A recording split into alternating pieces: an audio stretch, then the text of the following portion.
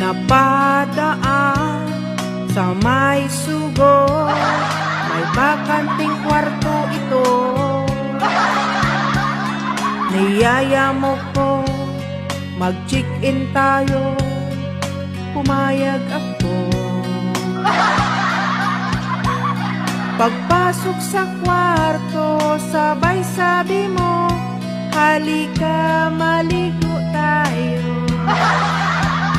Pagpasok sa banyo, sinabihan mo ko, pakihilod ng likod ko.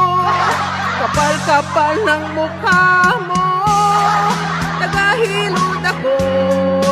Ang akala ko, maglabing-labing tayo. Ayon pala'y tagatanggal na lang ng mga libag.